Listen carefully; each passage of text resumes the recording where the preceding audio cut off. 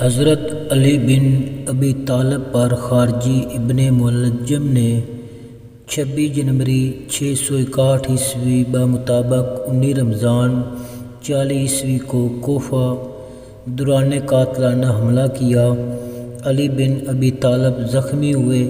اگلے 2 دن تک آپ زندہ رہے لیکن زخم گہرا تھا، چنانچہ جاں بر نہ ہو سکے، اور 21 رمضان 41 ذات بھائی اور داماد تھے اور امت مسلمہ کے خلیفہ راشد چہارم تھے۔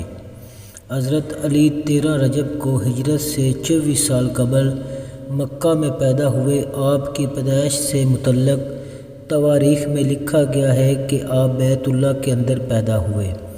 حضرت علی کی امتیازی صفات اور خدمات کی بنا پر رسول کریم صلی اللہ علیہ وآلہ وسلم ان کی بہت عزت کرتے تھے اور اپنے قول و فعل سے ان کی خوبیوں کو ظاہر کرتے رہتے تھے۔ جتنے مناقبت حضرت علی کرم اللہ وجہہ کے بارے میں حدیث نبوی صلی اللہ علیہ وآلہ وسلم میں موجود ہیں، کسی اور صحابی رسول کے بارے میں نہیں ملتے۔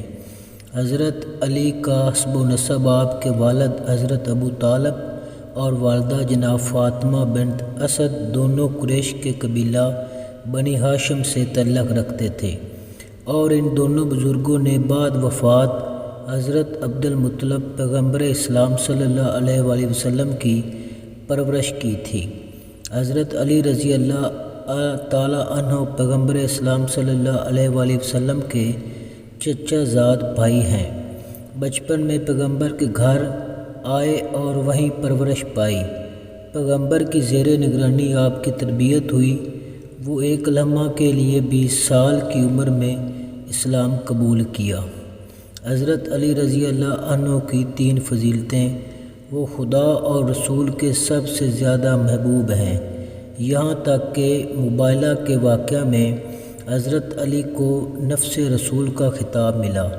حضرت علی کا عملی اعزاز یہ تھا کہ مسجد میں سب کے دروازے بند ہوئے تو علی کرم اللہ وجہہ کا دروازہ کھلا رہ گیا۔ جب مہاجرین و انصار میں بھائی چارہ کیا گیا تو حضرت علی رضی اللہ عنہ کو پیغمبر نے اپنا دنیا اور آخرت میں بھائی قرار دیا۔ آخر میں غدیر خم کے میدان میں ہزاروں مسلمانوں کے مجمع میں حضرت علی کو اپنے ہاتھوں پر بلند کر کے یہ اعلان فرما دیا کہ جس کا میں مولا مددگار سرپرست ہوں، اس کا علی بھی مولا ہے۔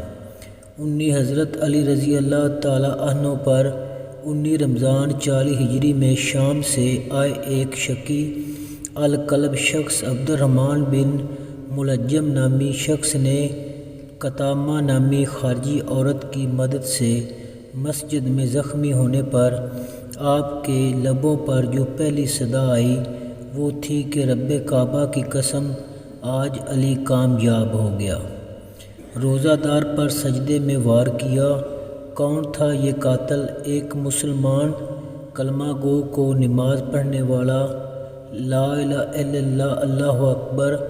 ہم ایسے مسلمان کو مسلمان کیسے کہہ سکتے ہیں جو دل میں بغض رکھتے ہوں؟ کیا شان ہے ہمارے خلیفہ علی علیہ السلام کی! انہیں علم تھا آج انہیں قتل کر دیا جائے گا، اور قاتل کو جانتے تھے کون ہے، مگر اپنے رب کی رضا کے لیے قربانی پیش کی۔ قربانی باپ نے دی، آخر قربانی کربلا میں بیٹے امام حسین نے دی اور اس دین کو بچا لیا۔ ایک سبق دیا اسلام کو کہ کبھی باطل کے سامنے جھکنا نہیں چاہیے، سر کٹانا پڑے، اللہ اکبر، ایسے ہوتے ہیں دین بچانے والے۔ علی مسجد میں سو رہا تھا، الٹا لیٹا ہوا، نیچے تلوار کو چھپائے، تلوار بھی ذہن میں بجھی ہوئی۔ ملون اٹھا، علی نے آخری سجدہ ادا کیا۔